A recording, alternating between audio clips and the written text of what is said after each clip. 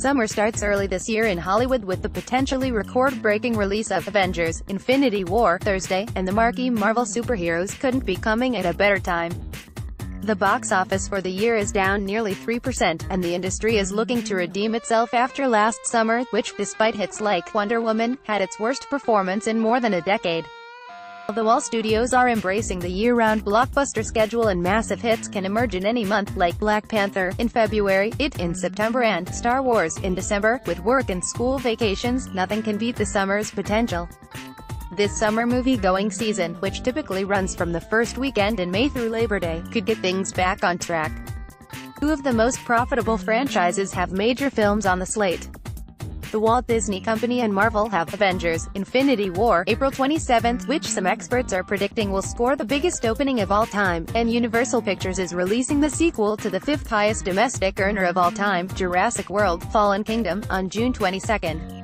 And as with every summer, there are more than a handful of sequels and familiar brands coming to theaters, including Deadpool 2, May 18, Solo: A Star Wars Story, May 25, The Incredibles 2, June 15, Sicario: Day of the Soldado, June 29, The First Purge, July 4, Ant-Man and the Wasp, July 6, Hotel Transylvania 3, Summer Vacation, July 13, The Equalizer 2, July 20, Mamma Mia, Here We Go Again, July 20, and Mission: Impossible – Fallout, July 27.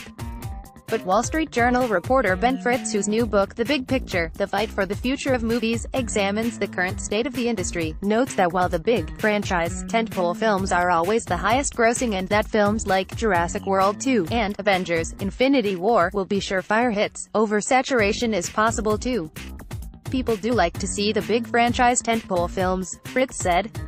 But even if the studios make more of them, people are not going to more movies. The more of them there are, the more they are competing for the same box office dollars, and as a result you see more flops. According to Box Office Mojo, in 2017, movie ticket sales were at a 25-year low, and competition for audience attention is only intensifying. Netflix has a whole slate of summer films too, from an Adam Sandler and Chris Rock comedy, The Week of April 27, to the WWII set adaptation of The Guernsey Literary and Potato Peel Pie Society. This year, Q has shown a concentration of box office dollars on just a few films. Black Panther, Fritz noted, accounted for 23% of the ticket sales in the first 3 months of the year. And it's at least part of the reason why many studios are touting the diversity of their slates beyond the spectacle of superheroes and blockbusters. Today, it's even more important that there is a wide variety of films out there, films that are provocative, that are thrilling, that obviously are entertaining, and that you're presenting them in new and exciting ways, said Jim Moore, Universal Pictures president of domestic theatrical distribution. We have right now a theater-going audience who is discerning, and I think we need to keep that in mind with everything we put forth. Universal has Jurassic World and Mamma Mia sequels. Sure, but it is also releasing Dwayne Johnson's action thriller, Skyscraper, and its indie arm-focused features has films like the dark dramedy, Tully, May 4th, with Charlize Theron, Spike Lee's Black Klansman, August 10, and documentaries about Mr. Rogers, Won't You Be My Neighbor, June 8, and Pope Francis, May 18th. Warner Brothers, home of Wonder Woman, Batman and the other DC Comics superheroes, doesn't even have a major DC film on the slate this summer, aside from the animated Teen Titans Go to the movies, July 27. Instead, its slate boasts films like the star and female-driven Ocean's 8 with Sandra Bullock, Cate Blanchett, Rihanna and others, comedies like Tag, June 15, and Life of the Party, May 11, and an adaptation of the popular book Crazy Rich Asians, August 17. The business just gets spread out over 12 months, said Warner Brothers domestic distribution president Jeff Goldstein.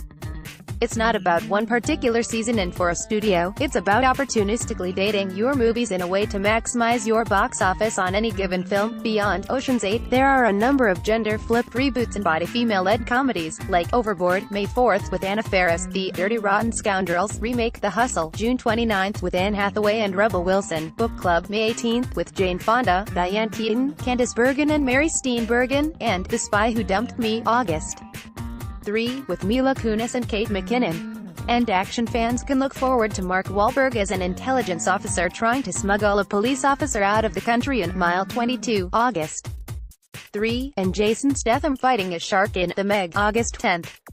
Audiences thirsting for more unconventional fare may just have to look a little deeper for the potential hidden gems, like Uncle Drew, June 29th, a comedy about an aging basketball team competing in a street tournament, with Lil Rel Howery, Kyrie Irving and Shaquille O'Neal, and Hereditary, June 8th, a trippy horror about the strange things that start happening when a family's matriarch dies.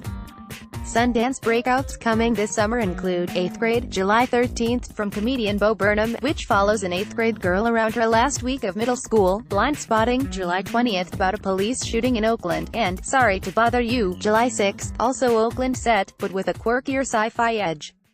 There's the Almost Too Strange to Be True, The Happytime Murders, August 17, from Brian Henson and starring Melissa McCarthy, where puppets and humans coexist and a private eye takes on the case of a puppet on puppet murder.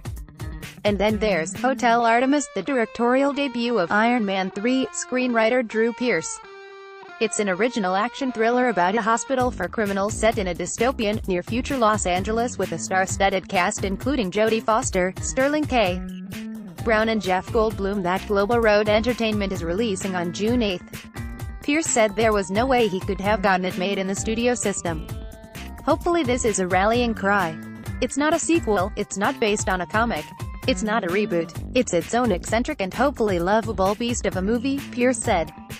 I think what we've seen in the last year is movies with real personality are actually what an audience is crying out for, whether that's tiny movies that made good like Get Out, or taking the superhero blockbuster like Thor: Ragnarok, and essentially making a quirky New Zealand comedy out of it, he said.